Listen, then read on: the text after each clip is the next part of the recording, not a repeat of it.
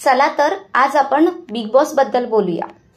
Big boss Marathi season 5। Big boss मध्ये स्टार्टिंगला दिसणारी जान्हवी म्हणजेच निकीची सावली असं स्टार्टिंगला बोलत होते, राईट। आणि बिग बॉसच्या आत्ताच्या भाषेत, बिग बॉसच्या भाषेत बरं का, माझ्या नाही, बिग बॉसच्या भाषेत टास्क क्वीन म्हणजे जान्हवी स्टार्टिंगच्या 2 आठवड्यानंतर जेव्हा तिला शिक्षा भेटली त्यानंतर अचानक गायब झाली, म्हणजे निकीच्या सावलीतून उन्हात गेली। उन्हात गेल्यानंतर एवढी करपली की ती दिसलीच नाही। नंतर अचानक लास्ट 2 आठवड्यापासून निकी तिच्यासोबत बोलायला लागली। बोलायला लागल्यानंतर ती परत निकीच्या सावलीत आली आणि परत तिचं महाप्रकरण चालू झालं। आर्याने निकीला मारलेली झणझणीत अशी कानाखाली बिग बॉस दाखवू शकत नाही, का तर प्रेक्षकांवर वाईट परिणाम होईल। पण अरबाज आणि निकीचे बेडवरचे प्रकरण बिग बॉस दाखवू शकतो। आता नाही का प्रेक्षकांवर वाईट परिणाम होणार बिग बॉस? पण काहीही म्हणा, निकीच्या कानाखाली दिल्याबद्दल आर्याचे एवढं कौतुक होतंय, कारण की 90% महाराष्ट्राच्या लोकांना वाटत होतं की निकीच्या जाऊन झणझणीत अशी द्यावी आणि जी आर्याने दिली। इव्हन कित्येक लोकांचं मत असं होतं की आर्या घराच्या बाहेर येणारच होतीस तर अजून 4 कानाखाली मस्तपैकी लावून यायला हवं होतंस। रितेश दादा भाऊच्या धक्क्यावर असं बोललेले की अरबाज हा निकीचा डोरमॅट आहे, तर पहिला डोरमॅट ठरला निकीचा अरबाज। दुसरा डोरमॅट कोण आहे? बिग बॉस, तुम्ही तर नाहीत ना? असेल। पण आता तिसरा डोरमॅट ठरलेला आहे अभिजित। अभिजित सोबतच दुसरा डोरमॅट पण सपोर्टिव्ह आहेच, दिसून येत आहे ते। बिग बॉसच्या घरात जेव्हा अभिजितच्या घरचे आलेले तेव्हा अभिजितची वाईफ म्हणते की निकीची आणि तुझी केमिस्ट्री खूप छान दिसते, असं बोलल्यानंतर अभिजितला हे जे भरून आलंय की त्या एपिसोड नंतर अभिजित निकीच्या घागरातच अडकून गेलाय। घागरातून बाहेर यायचं आता काही नावच घेत नाहीये, म्हणजे लिटरली तो त्याला कळतच नाहीये की कोणाच्या बाजूने बोलू, कोणाच्या बाजूने नाही बोलायचं, काहीच कळत नाही। फक्त निकीच्या बाजूने बोलायचं एवढंच त्याला कळतंय। निकीचं म्हणणं होतं की प्लेअर म्हणून अंकिता कुठेही दिसत नाही। लगोरी टास्क मध्ये नक्कीच कळलं असेल निकीला की अंकिता प्लेअर म्हणून कशी आहे। बॉस नक्की काय आहे आणि बिग बॉसचा गेम काय आहे हे सूरजला अजूनही कळलंच नाहीये। पण महाराष्ट्राचा खूप लाडका आहे, त्यामुळे प्रेक्षकांच्या मते सूरजच विनर असणार आहे। पण बिग बॉस तर राजकारणी आहे, काहीच सांगू शकत नाही। बिग बॉसच्या मते कोण विनर असणार आहे, कोण जिंकणार आहे, काहीही सांगू शकत नाही।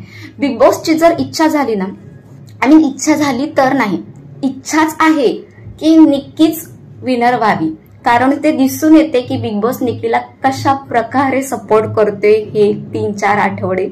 आणि जर वोटिंग प्रमाणे तुम्हाला जर विनर करायचंच नसेल तर वोटिंग कशाला ठेवता ना, म्हणजे तुम्ही प्रेक्षकांच्या वोटिंगचं इन्सल्ट करताय।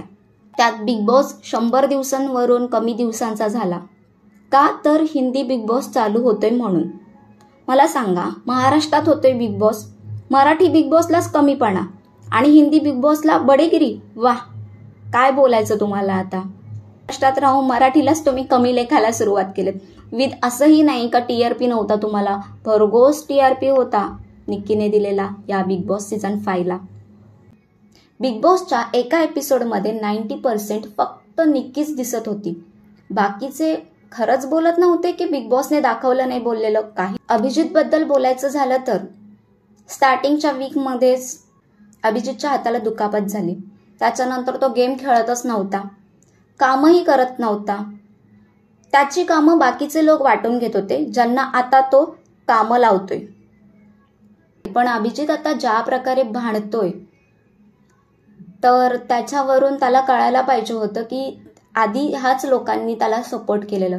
आधी पॅडी दादा, अंकिता, डीपी या लोकांनी त्याला खूप सपोर्ट केलेलं त्याच्या कामांसाठी। निकी बोलते बिग बॉस मध्ये यायच्या आधी तिला माहीतच नव्हतं वर्षाताई आणि पॅडी दादा कोण आहे। सिरियसली?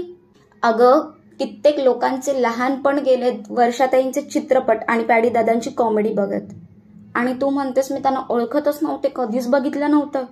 बाय द वे, निकी कोण आहे हे बिग बॉस सीझन 5च्या आधी मला पण माहित नव्हतं। तुम्ही ओळखत होतात का या चित्रविचित्र अशा माणसाला? तर बिग बॉसने पाठवलेले 3 पाहुणे बिग बॉसने जे स्क्रिप्टमध्ये लिहून दिलेलं तेवढंच बोलले. फक्त अंकिताला नावं ठेवायला गेलेले आणि निकीची तारीफ करायला गेलेले.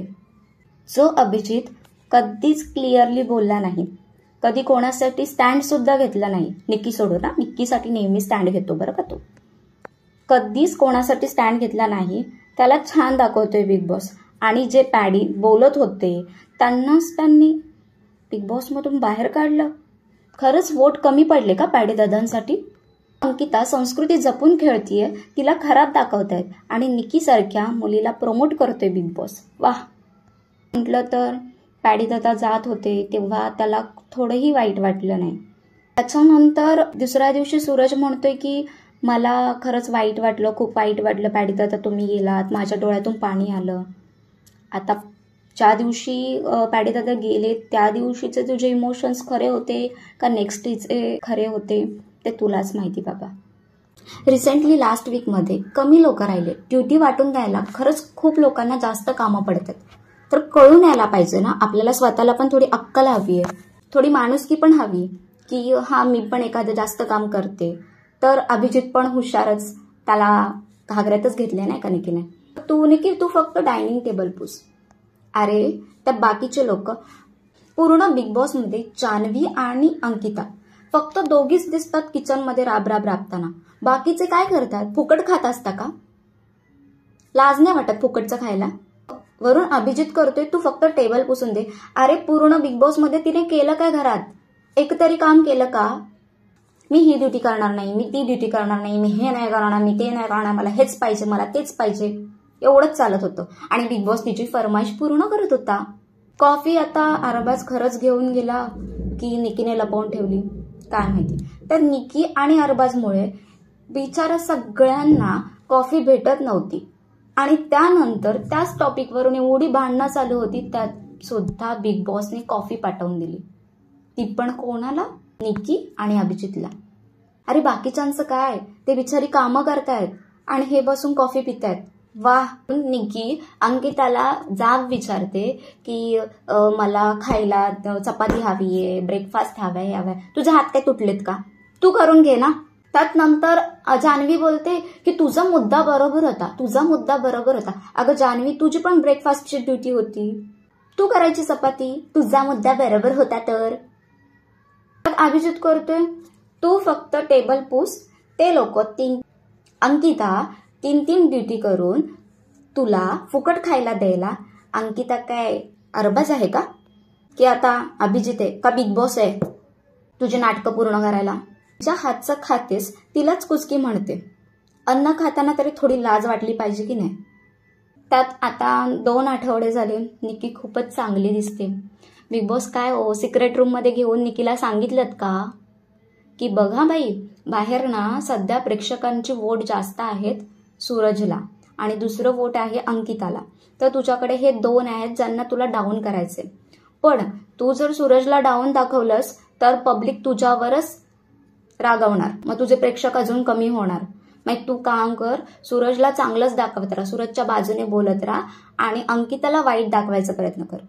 गेले 2 ते 3 आठवडे फक्त निकी आणि बिग बॉस मिळून अंकिताला वाईट दाखवतात. टार्गेटच आहे अंकिता. पाहुणे पाठवलेले त्यांचं पण टार्गेट होतं अंकिता. त्याच्यानंतर बोलतात की अंकिता जळते. कोणावर जळते? निकीवर. ती 4 किलोचं ओट घेऊन पूर्ण बिग बॉसचं घर फिरत असते तिच्यावर. फक्त किरकिर एवढंच करते, ह्याच्या व्यतिरिक्त तिला काहीही येत नाही. त्यात निकी किती खोटं वागते, किती चांगुलपणा, सूरजला किती सपोर्ट करायला लागलीये. सूरजचं पण कळत नाहीये. डे 1 पासून जे त्याला सपोर्ट करत आलेत, त्याला प्रत्येक टास्क सांगत आलेत, त्यांच्याच विरोधात जातोय. त्यात बिग बॉस निकीला सपोर्टिव्ह, तिची इमेज बाहेर खराब झालेली कशी सुधरवता येईल त्याच्यासाठी किती प्रयत्न करतायत. पण निकीच्या तोंडाचा गटार कधीच लोक विसरू शकत नाही. आता बघूया टॉप 5 मध्ये कोण जाणार आहे आणि कोण होणार आहे विनर. आणि आपण पुन्हा भेटू एका छानशा टॉपिकवर. तिथपर्यंत बाय, काळजी घ्या.